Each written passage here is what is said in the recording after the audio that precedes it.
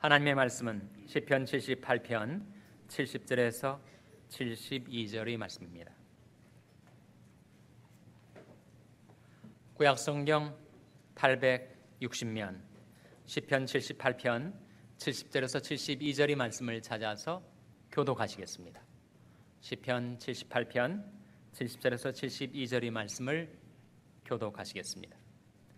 또 그종 다윗을 택하시되 양의 우리에서 취하시며 전양을 지키는 중에서 저희를 이끄사 그 백성인 야곱 그 기업인 이스라엘을 기르게 하셨더니, 다 같이 읽으시겠습니다. 이에 저가 그 마음의 성실함으로 기르고 그 손의 공교함으로 지도하였도다. 아멘. 할렐루야. 서로에게 평강의 복을 기원하는 마음으로 샬롬 소리 인사 나누시기 바랍니다. 샬롬. 샬롬. 오늘 우리 교회에 오셔서 말씀을 증거해 주실 김도일 목사님을 소개해 드리겠습니다. 김도일 목사님 머리를 보면 아주 연로하신 목사님 같은데 얼굴 피부를 보면 청년 같은 목사님이셔서 이분이 연세가 어떻게 되는가 종잡을 수가 없는 것처럼 보입니다. 아마 머리를 흰색으로 하이라이트를 하신 것이 아닌가. 저랑 같은 시기에 프린스턴 신학대학원을 다니셨습니다. 연령도 저랑 비슷하죠. 제 친구가 되시는데 프린스턴 신학대학원을 졸업하시고 버지니아 리치먼드 유니온 신학교와 PSCE를 졸업하셨습니다. 거기서 교육학 박사학위를 받으시고 13년 전에 한국으로 들어가셔서 장로회 신학대학교 교육학과 교수로 재직하시면서 후진들을 양성하고 계십니다. 오늘 우리 교회에 오셔서 바로 그 한 사람 미래 세대를 살리라 라는 제목으로 말씀을 증거해 주실 때 여러분의 큰 은혜가 임하게 되시기를 바랍니다. 이제 김도일 목사님 나오실 때 큰 박수로 환영해 주시기 바랍니다.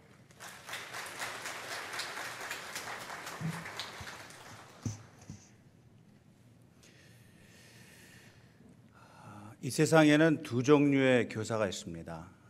하나는 교회 학교의 어린이들 또 청소년들 또 장년들을 지도하는 교회 학교의 교사가 있고요. 또 가정 학교의 교사가 있는데 그들이 부모입니다. 그래서 이 두 교사가 힘을 합쳐서 같이 자녀들을 양육하고 위해서 기도하고 하는 일을 할 때 저는 우리 교회에 우리 사회에 미래가 있다 그렇게 생각을 합니다.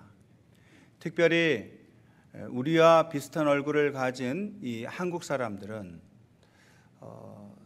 굉장히 열심이 많고 또 그 열정이 아주 뛰어난 민족입니다.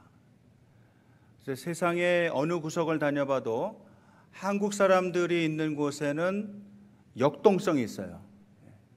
다이내믹이 있습니다. 그래서 이 한국 사람은 좀 특별한 민족인 것 같다는 생각이 들어요.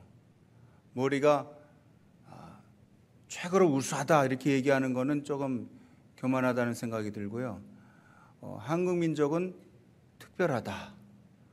또 약간 비꼬아서 얘기하면 유별나다 이렇게 볼 수 있습니다. 근데 그것도 좋게 생각할 수 있을 것 같아요.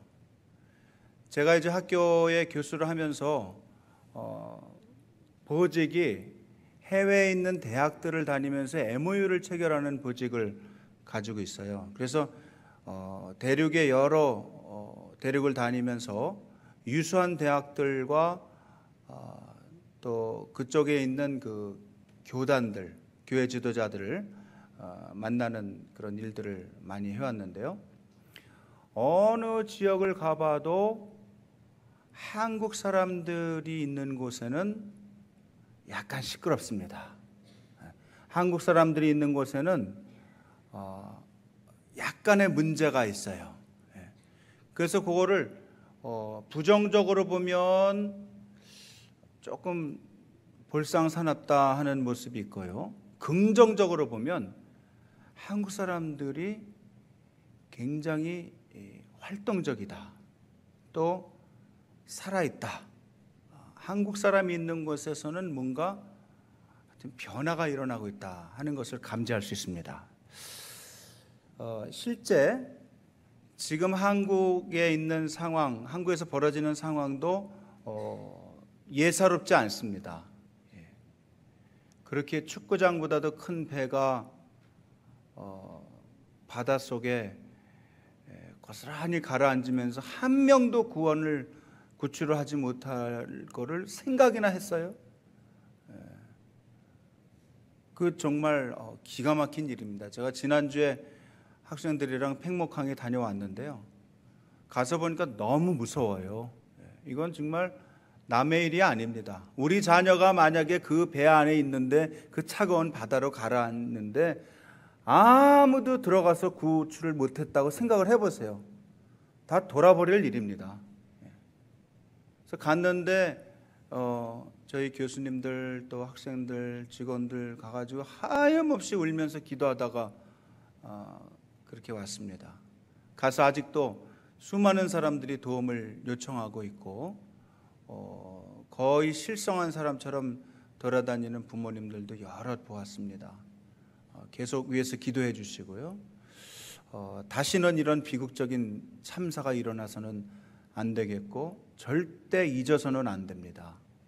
잘 모르는 사람들은 이제 그 얘기 좀 그만하라 뭐 이렇게 얘기하는데 그건 몰라서 하는 얘기예요. 과거의 어려운 일은 절대 잊어서는 안 됩니다.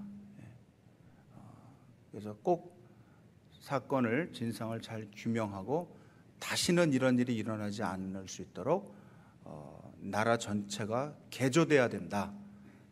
저는 하나님께서 특별한 뜻이 계셔서 우리나라에 이렇게 끊임없는 작고 큰 일들을 통해서 경성케 하시는 것 같아요.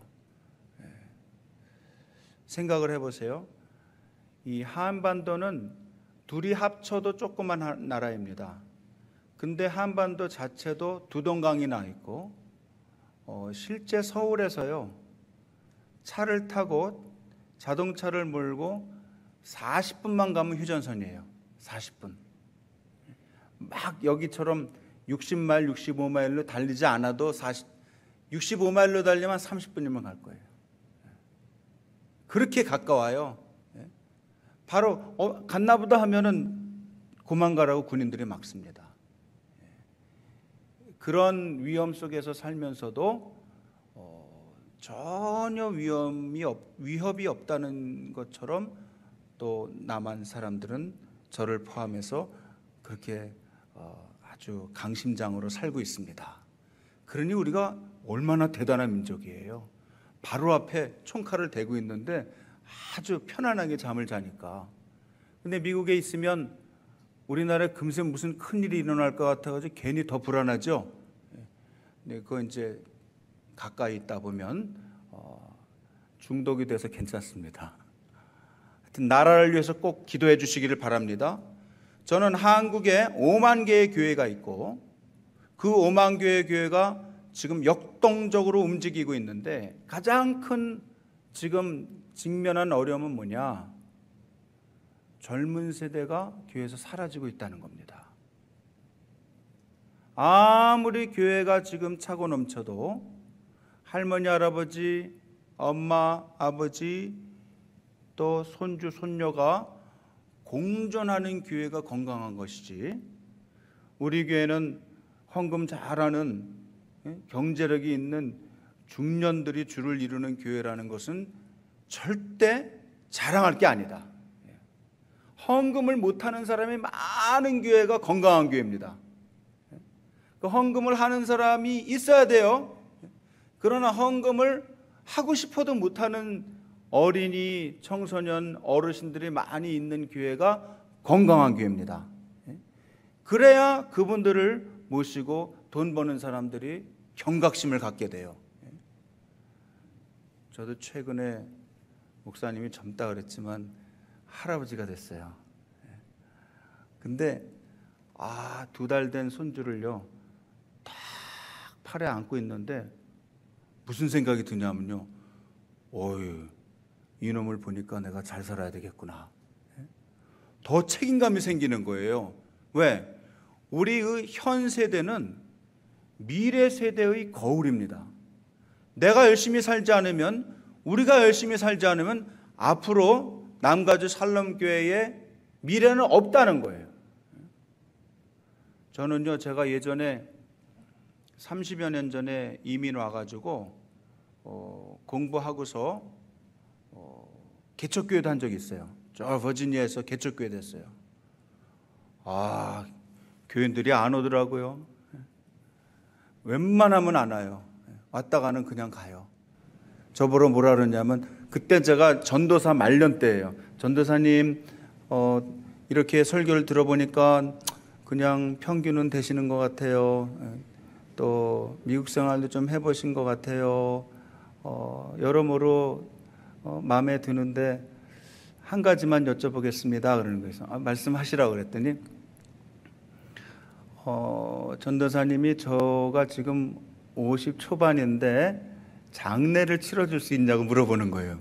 그래서 그거 저도 모르죠. 그거예요. 하나님이 저를 어떻게 인도하실지 굉장히 제가 솔직하게 얘기한 거예요.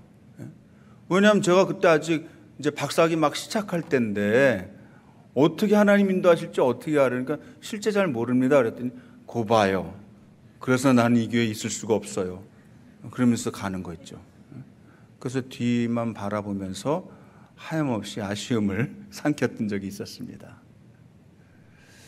가정의 학교의 부모와 교회 학교의 선생님이 함께 일해서 남가주 샬롬 교회의 미래를 밝히시는 여러분들 되실 수 있기를 바랍니다. 아멘 하려면 확실히 해봐요. 그렇게 되시기 바랍니다. 네. 왜 10대들이 교회를 잘 안 올까요? 이민교회에서는 사실은 부모에게 딸려올 때는 그래도 고등학교 때까지는, 한 12학년 때까지는 그래도 교회 와요. 그렇죠?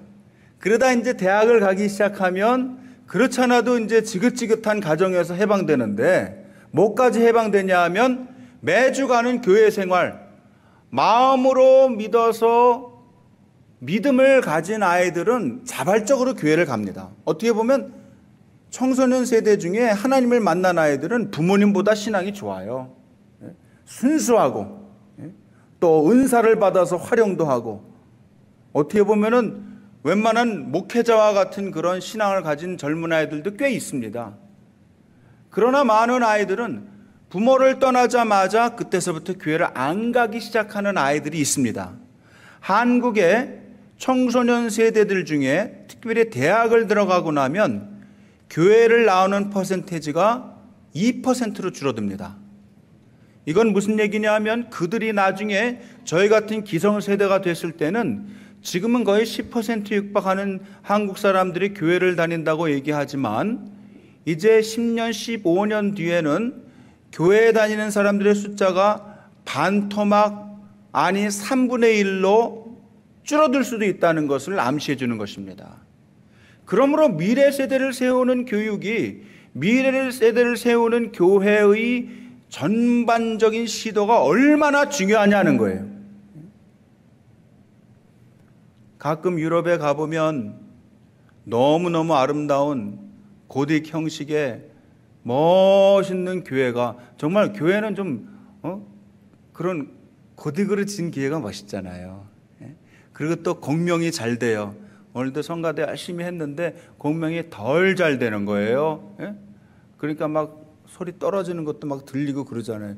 공명이 되면 못하는 사람 건 파묻히고 잘하는 사람 건 위로 올라가고 그래가지고 지금 못한다는 게 아니고 그만하면 됐어요. 잘하는 거예요. 그리고 이렇게 많이 앉아있는 거 굉장히 은혜롭습니다. 더 은혜로운 거는 성가 지휘하는 분이 약간 배가 나와가지고 좋아요. 지휘자는 배가 조금 나와야 됩니다. 그래야 평안함을 느낍니다. 유럽의 교회들 가보면 이렇게 길에서 만나서 얘기하잖아요. 가끔 이렇게 인터뷰 아닌 비형식적인 인터뷰를 하거든요. 당신은 하나님을 믿습니까? 그러면 네, 믿습니다. 그래요. 당신은 예수님을 구주로 모시고 살고 있습니까? 그럼 예, 예수님은 나의 구주입니다. 그럼 교회는 어디를 다니십니까? 그러면 교회요? 교회는 안 다니는데요. 그래요.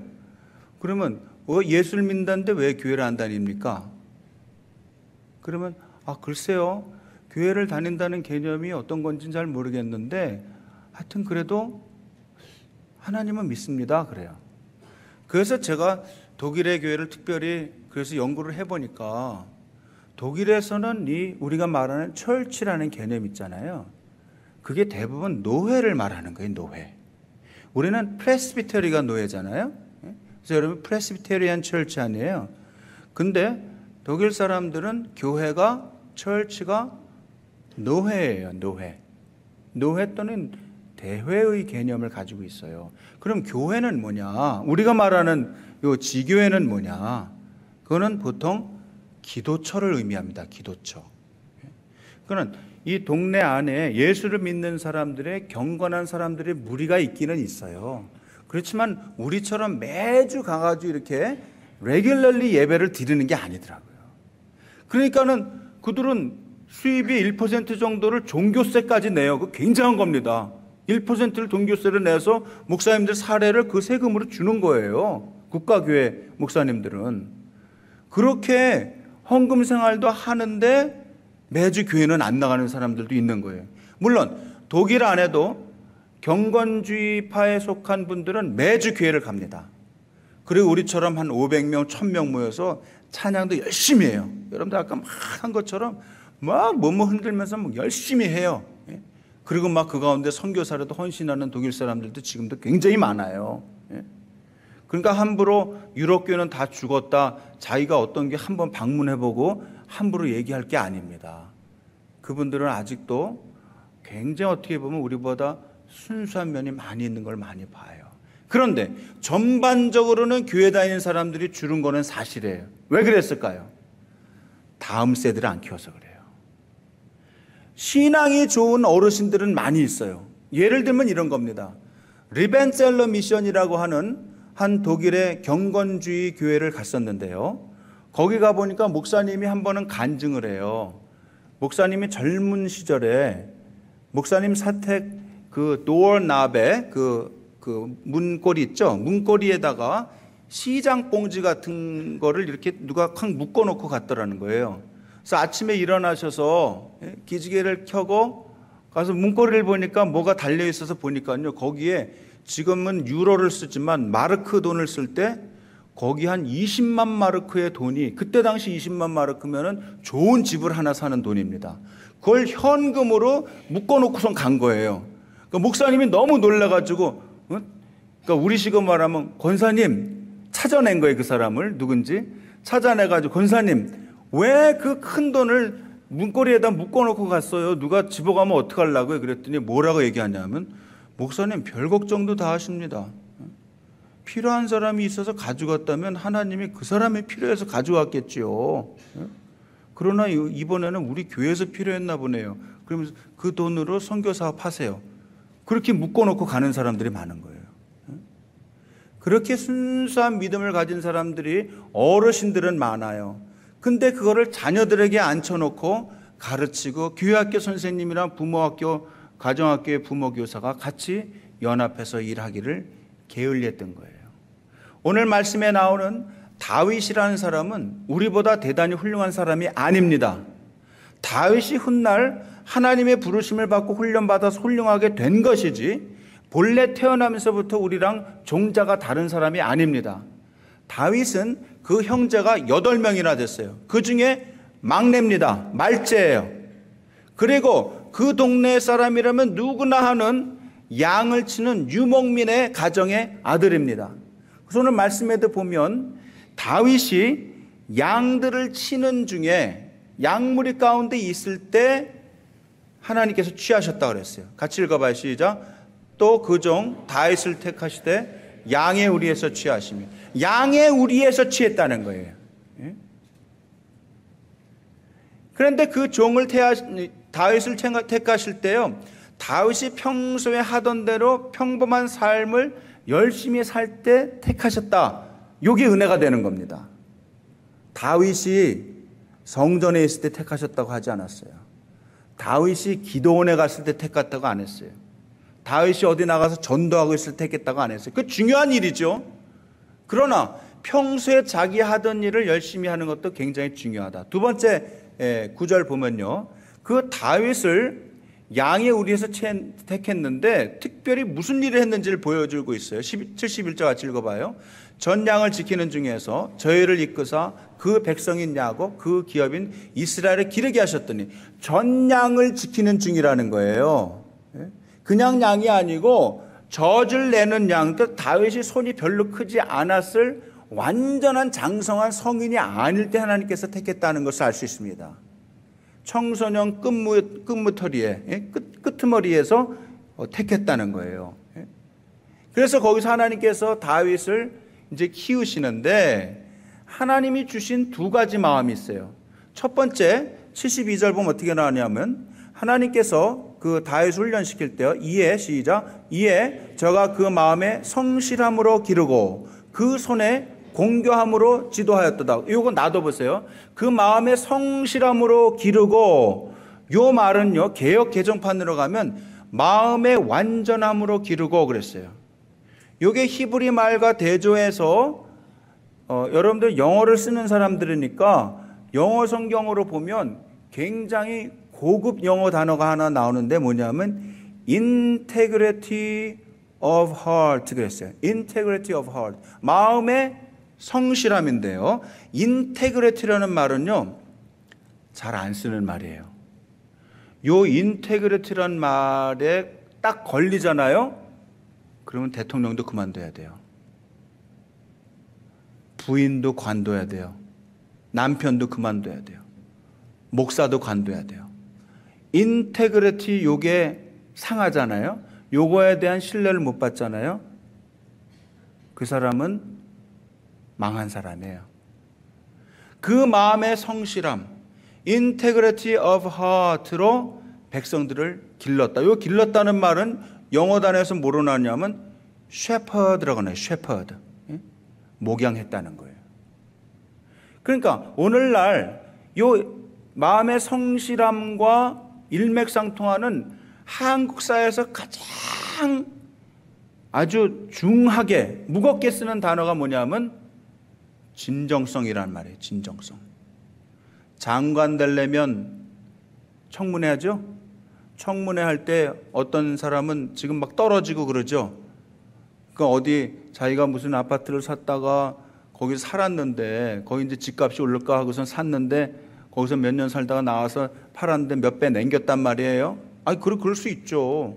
그러면 그렇게 청문할 때 물어봤으면, 아니 가서 몇 년 산 거를 기억 안 난다고 할 수 있어요? 하루 이틀도 아니고 그냥 살았습니다. 아이고 그때 조금 돈에 눈이 어두워서 조금 했습니다. 이러면 되지. 산 적이 없다 그런 거예요. 근데 요새가 어떤 세상이에요? 컴퓨터로 치면 다 나오는데. 그래가지고 당신은 진정성이 떨어진다 그래가지고 결국은 낙마해버린 거예요. 마음의 성실함으로 목양했다는 거예요, 백성들을. 두 번째는 뭐냐? 손의 능숙함인데 여기서는 손의 공교함이라고 그랬어요. 그 손의 공교함. skillful hands입니다. 이건 뭐냐? 보통 마음이 좋은 사람들은요, 공부를 안 해요. 참 신기해요. 저 사람은 법 없이도 살아요. 그럼 진짜 법 없이 살아. 그래가지고요, 열심히 살질 않아요. 별로 공부도 안 하고 기술도 없어요. 그냥 맘만 착해요. 착한데 무능하면은요, 그거 진짜 힘들어요. 그런 분들은. 근데 손이 공교한 사람들 있죠. skillful hands를 가진, 아주 재주가 많고 똑똑하고 머리가 팽팽 돌아가고 남이 한마디 하면 열수를 보는 사람들 있죠. 그런 사람들 대부분 못 됐어요. 같이 있기 힘들어요. 잘난 척을 잘해요. 그러니까 그런 사람은 사회생활할 때는 자기만 잘났기 때문에 쓸모가 별로 없어요. 자기 혼자는 잘 살아요. 좋은 차 타고, 좋은 집 사고 가서 그냥 혼자서는 자기 속여내는 좋게 잘 살아요. 근데 옆에서 볼 때는 그냥, 아유 그래 혼자 그냥 잘 사는구나, 그냥 팔뚝 굵다, 그냥 그러고 끝나요. 그거 가지고는 안 된다는 거예요. 따라해 보세요. 마음의 완전함과 손의 능숙함. 두 가지가 같이 가야 돼요. 우리 여기 여러분들 개역 성경에 있는 것처럼 마음의 성실함과 그 손의 공교함. 그러니까 사람이 똑똑하게 살아야 되죠. 공부도 열심히 해야 되죠. 일도 열심히 해야 되죠. 살림도 잘해야죠. 이왕할 거 맛있게 만들어야죠. 음식도. 그러나 그렇다고 해서 그게 자랑이 돼서 자기 마음 다스리는 데는 실패하면은 그는 쓸모가 없는 사람이 된다. 혼자서만 대단한 사람이 된다는 거예요. 같이 대단한 사람에 대해서 그 신앙을 자손들에게, 미래 세대에게 물려줄 수 있으려면 두 가지를 겸비해야 된다는 것입니다. 역사에 보면, 우리나라 역사에 보면 1864년에 태어나셔서 1930년에 돌아가신 남강 이승훈 선생이라는 분이 있습니다. 이분이 평안북도 정주 사람인데요. 이분이 44살까지 살 때는 그냥 세상적으로 살았어요. 그래서 반상의 구분이 있을 때 상놈의 자식으로 태어났어요. 그래가지고 한때는 돈을 많이 벌어가지고 양반을 돈으로 살까까지 생각했던 사람이에요. 그러다가 1907년에 모란봉, 평안 모란봉 밑에서 도산이란 호를 가진 안창호라는 사람의 연설을 듣다가 거기서 교육적으로 뒤집어집니다. 안창호가 그러는 거예요. 작금의 현실이 강대국이 한반도를 둘러싸고 누가 한반도를 먹나 하고 있는데 한국 사람들은 정신을 못 차리고 있다가 지금 나라를 잃어버릴 지경에 도달했다는 거예요. 그러므로서 나쁜 습관을 끊어버리고 새 사람이 돼서 나라를 구하는 데 일조해야 될 것입니다 라고 피를 토하면서 연설을 했어요. 그때 이승훈이 그 얘기를 듣고 자기보다 14살이 어린 사람의 얘기지만 들을 얘기가 있으니까 집으로 가면서 상투를 자르고 담배 하수를 끊고 새 사람이 돼서 안창호를 만난 거예요. 선생, 좋은 얘기인데 내가 어떻게 하면 좋겠습니까? 그랬더니 안창호가 그런 거예요. 선생님, 지금은 돈으로 총칼을 사서 나라를 구하긴 이미 늦었습니다. 그러니 이제라도 이미 늦은 김에 어린아이들을 데려다가 교육을 해서 나라를 살리는 길밖에 없습니다. 그래서 평생 모았던 돈을 다 털어서 정주 땅에 향교 땅을 빌려가지고 학교를 시작한 게 오산학교입니다. 1907년입니다. 그래서 선생님 2분, 아이들 7명을 모집을 해가지고 교육을 시작했는데 1910년 8월 29일에 나라가 망합니다. 일본에 병합이 됩니다. 여러분들 꼭 기억하셔야 돼요. 맨날 8.15밖에 몰라요. 한국 사람들은. 우리 힘으로 독립한 것도 아닌 그 8.15만 기억해요. 8월 29일을 기억을 해야 돼요. 그날 한국이 망한 거예요. 잊지 말자 8.29. 그걸 모르니까 아직도 일본에 당하고 있는 거예요. 그때 오산 뒷동산에 올라가서 나라가 망했네, 나라가 망했네. 엉엉 울어요. 그 시절에 서울 연동교회 장로의 아들이었던 경신학교를 아직 졸업도 안 한 19살의 유영무라는 사람 서울에서 데려오고 그때 당시 좋은 문학가의 자질을 가지고 있던 춘원 이광수라는 사람을 2분을 선생으로 모셔옵니다. 그래서 학생들을 지도하기 시작해요. 유영무는 19살밖에 되지 않았는데 수학과 물리가 능통했고 성경이 박학다식했다는 거예요. 그래서 나이 많은 지금 거의 50이 다 된 남강 이승훈이 유영무한테 배우는 거예요, 성경을. 그러다가 그가 1910년 9월 말에 평양 산정현교회에서 장신대 1회 졸업생인 한석진 목사에게 십자가와 그리스도의 고난이라는 설교를 듣고 영적으로 뒤집어집니다. 그래서 신앙생활을 밤낮으로 열심히 해요. 그래서 몇 년 후에 전 교우의 동의를 받아서 장로가 됩니다. 그래서 평북로의 장로가 돼서 거기서부터 목사님들, 장로님들 쫙 전국에 있는 사람들을 사귀면서 인맥을 넓혀 나가고 나라의 형편을 같이 의논하고 그러다가 1919년에 기미 만세 운동을 이승훈 선생이 조직하게 된 거예요. 이승훈이 없었으면 우리나라의 독립도 없었습니다. 이승훈이 없었으면 일본을 그렇게 해서 정신적으로도 완전히 물리치지도 못했다. 이승훈이 1930년에 돌아가시면서 내 몸은 다 학생들을 위하여 쓰면 좋겠는데 특별히 내 유골은 그 해골에서 살들은 다 제거해버리고 철사로 묶어서 의학도들이 표본으로 쓰면 좋겠고 내 몸의 주요 장기, 심장이나 뭐 간이나 이런 거는 잘 닦아가지고 소금물에 넣어놨다가 생물 시간에 학생들 도구로 썼으면 좋겠다. 그렇게 유언했지만 일제가 그걸 허락하지 않았어요. 생각해 보세요. 이승훈 선생의 심장이 유리병에 소금물에 들어있다고 생각을 해봐요. 학생들이 가슴이 타지 않겠어요? 일제가 견딜 재간이 없으니까 그냥 땅에다 파묻고 말았습니다. 88 올림픽이 끝난 다음에 1989년에 서울대학병원에 암으로 죽어가던 한 사람이 있었는데 그 사람의 이름이 함석헌입니다. 함석헌 선생이 죽어가면서 자기 제자뻘인 전재현 장로, 그때 당시 오산고등학교의 교장 선생입니다. 전재현 장로를 불러다가 장로님, 내가 선생님 유언을 못 들어드렸어요. 선생님이라 그러면 누구예요? 남강 이승훈이에요. 이제라도 제가 이제 곧 죽을 텐데 제 해골을 잘 철사로 묶어서 의학도들이 보게 하고 제 심장이나 주요 장기는 잘 닦아서 소금물에 넣어놨다가 학생들이, 오산학교 학생들이 생물 시간에 쓸 수 있게 해주세요. 그래서 그 유언을 자기 몸뚱아리로 지켜드렸습니다. 남강 이승훈으로 인하여 올해 지금까지 대한민국이 있게 된 겁니다. 나보기가 역겨워 가실 적에는 누가 썼어요? 마야가 쓴 게 아닙니다.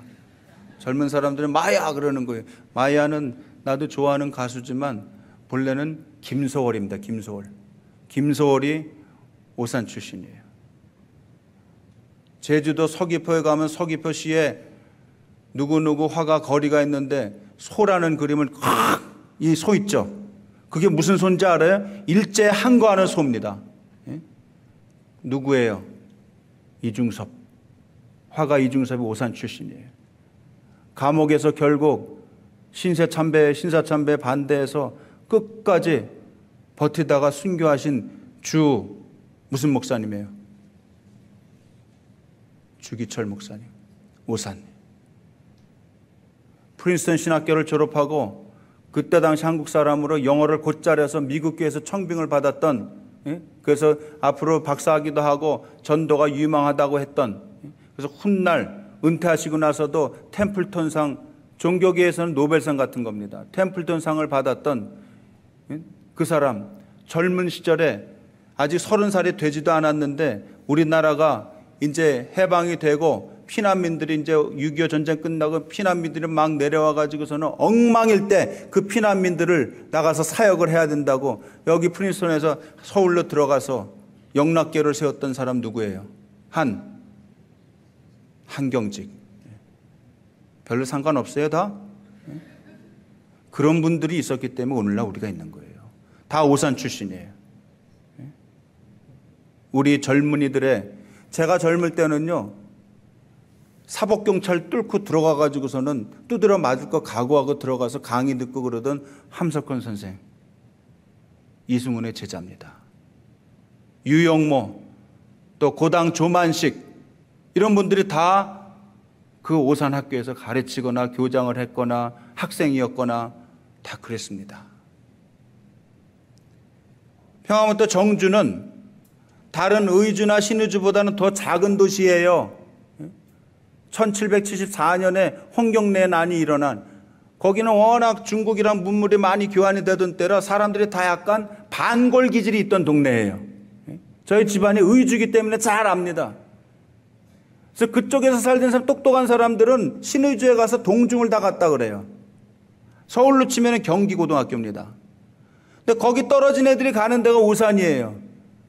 그러니까 꼭 제일 좋은 학교를 안 가도 괜찮다.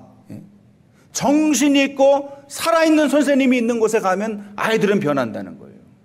저는 여러분들 자녀들 보낼 때도 꼭 이름 있는 학교, 아이빌리고 좋은 학교 이런 데 보내려고 너무 애쓸 거 없어요. 좋은 선생님 있는 학교를 보내시기를 바랍니다. 선생님 따라서 가는 거예요. 선생님 따라서. 이승훈 선생 하나, 그분이요 키가요 요 정도밖에 안 돼서 아마 여기 있으면 제 어깨도 안 올 거예요. 너무 외모가 볼품이 없어가지고 평생 수염을 기르고 살았어요. 그 양복은 최고급으로 입고 다녔어요. 그때 당시. 왜냐면 일본 사람들이 자기를 업신여긴다고.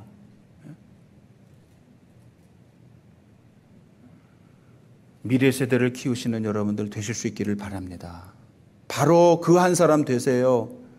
남강 이승훈처럼, 다윗처럼 마음의 완전함을 가지고, 손에 능숙함을 가지고, 사람 차별하지 말고, 돈 있는 사람한테 굽신거리지 말고, 높은 자리에 있는 사람들한테 괜히 굽신거리지 말고, 이승훈처럼, 다윗처럼 떳떳하게 백인들 앞에서 영어 버벅대지 말고, 영어 자신 없으면 당당하게 한국말로 하세요. 이놈은 왜 이러고 있어? 그러면 What are you talking about? 너 지금 내 말 잘 들어? 그렇게 하세요. 괜히 말도 안 되는 영어로 See you again 그러지 말고. 진짜입니다. 어르신들 한국말 한다고 주눅 들을 거 한 개도 없어요. 걔네들은 한국말을 모르잖아요. 우린 영어가 딸리고. 당연한 거지요. 미국말을 잘 못하는 건 당연한 거예요. 괜찮아요. 당당하게 한국말로 하고 옆에 영어를 잘하는 우리 교포 젊은이들이 있으면 네가 유창한 영어로 통역해라. 나는 한국말로 하겠다. 본래 한국 대표는 한국말로 하는 겁니다. 저는 한국에서도 무슨 총장님들이나 이렇게 정치가 들어오면은 어줍잖은 영어로 자꾸 How are you 뭐 이렇게 하는데 하지 말라 그래요. 유창한 한국말로 하십시오. 그 영어 잘하는 친구 옆에서 유창하게 영어로 통역을 하는 게 훨씬 권위가 있습니다. 일리가 있어요, 없어요? 그렇게 하는 게 나라를 빛내는 겁니다. 이왕 배우려면 영어를 미국 사람들보다 더 잘할 것이요. 만약에 그렇게 안 된다 할지라도 주눅들 거는 한 개도 없다. 조금 딸리는 게 더 아름답다는 거예요. 왜? 나는 고사성어를 다 하기 때문에 영어를 이렇게 잘할 기회는 없었다는 거예요. 괜찮아요. 미래 세대를 살려야 이렇게 멋있는 남가주 샬롬교회를 지금 이렇게 해놓잖아요. 지금 이렇게 다 사셨잖아요. 저는 약간 걱정도 되는 거예요. 30년 뒤에도 이걸 지킬 수 있을까? 100년 뒤에도 이걸 지키려면 어떻게 해야 되느냐? 끊임없이 나야 됩니다. 끊임없이 나와서 계속적으로 교육을 시켜서 하나님의 사람들이 다시 여기 미래 세대가 들어와서 이 자리를 차지할 수 있게 도와주어야 합니다. 그래서 사역은 현 세대 중심의 사역이 돼서는 안 돼요. 미래 세대를 중심으로 한 사역이 돼야 됩니다. 그래서 장로님들은 뭘 의논해야 되느냐? 내년에 우리 교회에 평균 연령을 몇 살을 낮출 것이냐? 그거를 의논하셔야 돼요. 그래서 젊은이들이 유모차를 끄고 마음대로 우리 교회를 드나들 수 있도록 아기를 나면 날수록 다 데리고 와서 무조건 다 타가시설에서 애를 봐주되 최고의 훈련을 받은 신앙 좋은 권사님 장로님들이 본래 그분들이 그거 하는 거예요. 절대 자기애는 자기가 보면 안 됩니다. 이 옆에 있는 캘버리 채플에 가보세요. 척 스미스 목사님 지금 돌아가셨지만 거기 가보면 아이들 엉덩이 사이즈별로 방이 다 있어요. 엉덩이 사이즈별로. 아픈 아이는 절대 못 들어갑니다. 건강한 아이만 받아요. 누가요? 간호사 자격증을 가진 아주 호랑이 같은 권사님들이 들어가요. 그러나 마음은 따뜻한 분. 그리고 코 흘리고 막 감기 걸린 아이들은 엄마랑 같이 유모차 가지고 예배 드리게 해요. 그래서 그 아이들을 잘 재우면서 잘 먹이면서 신앙의 노래 불러주면서 아이들을 어렸을 때부터 키우는 거예요. 그래서 무조건 낫다 하면 교회로 데려오는 거예요. 젊은 여자들이 애기 엄마들이 신앙을 키우기가 어려운 거예요. 애기 낳아서 하나 둘 셋 하면 거의 10년 동안 잃어버린 세월이에요. 처녀 때 좋은 신앙 다 까먹어. 나중에 배 나오고 아줌마 되면 그때는 신앙이 뭔지도 몰라요. 나도 한때 교회를 열심히 다녔는데 그러는 거예요. 그렇게 할 수 있도록 미래 세대를 키우는 여러분들 되실 수 있기를 바랍니다. 제가 혹시 몇 년 뒤에 오면은 목사님 그때 설교해 주신 거 바탕으로 평균 연령 어떻게 낮추는가를 의논한 결과 우리는 젊은 세대, 또 아기를 낳을 수 있는 세대, 또 아주 지금 아기인 세대에 이만큼 투자해서 지금 그 젊은 아이들이 우리 교회에 이젠 중진이 되고 주역이 되었습니다 하는 그런 얘기를 제가 들을 수 있게 되기를 바랍니다. 바로 그 한 사람, 미래 세대를 세우는 여러분들 되실 수 있기를 바랍니다. 기도하겠습니다. 하나님 감사드립니다. 하나님께서 귀한 종을 통하여 이곳에 난가주 샬롬 교회를 세워주시고 이곳에서 하나님을 섬기며 또 미래 세대를 양육할 수 있도록 인도하시니 감사합니다. 우리를 이 땅에 보내신 것은 하나님께서 특별한 계획과 목적이 있으신 줄로 압니다.